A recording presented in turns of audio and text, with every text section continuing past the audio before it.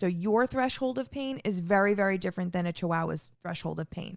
And I was trying to explain that to her because we may feel pain very differently than they do, and it could be 10 million times worse for him. If it's correcting his behavior, it's hurting.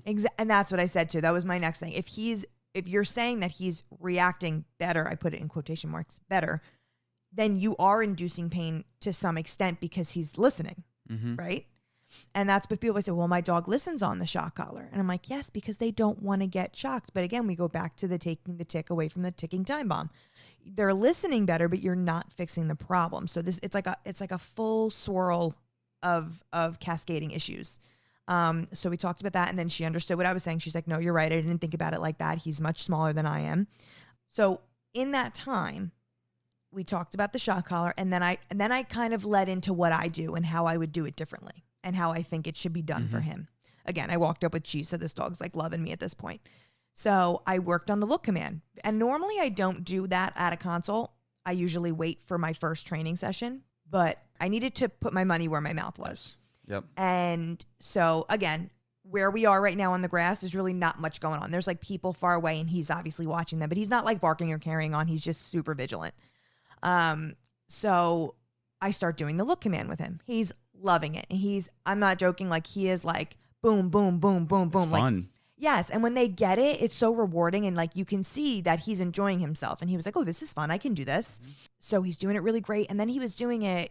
If people listen to my other videos and stuff, when I do the look command, there's like 1 to 4 stages, and they gradually lose my hands moving. You start with a bunch of cues. Yes. To really aid them in doing what you want them to do. And then you slowly take each cue away, which would be a food lure to your eyes. Yes. Your hand to your eyes. I move my other hand. You're removing various cues to make it more challenging. I want them to learn that you're looking at my eyes, not the food. Right, but you can't immediately go to there. Yes. You have to get impossible. them there in steps. Yes, so I do steps. And that 4th stage is me not even remotely training with the animal. Like the animal is distracted. I'm saying animal, the dog. The dog is distracted by something super small. Even if it's not even distracted, let's just say they're looking away from me and they're unaware that we're training at the moment. I don't have food in my hand. They're not focused on me. And I say the word look, and they turn immediately. That is the 4th stage, where they hear the word subconsciously, not being focused on the owner or the trainer, and they turn around. Yes, not engaged in a training session. He was doing this in like 5 minutes. I was like, you're the best. Oh my God, you're going to be so much fun to train. Because he was just like, boom, boom, boom. I got this. Yes, let's do this. And he loves food, which is half the battle most of the time. And a lot of small dogs aren't super food motivated. He was gobbling it up. So we're doing this. She's like, wow, he's really good at it, right?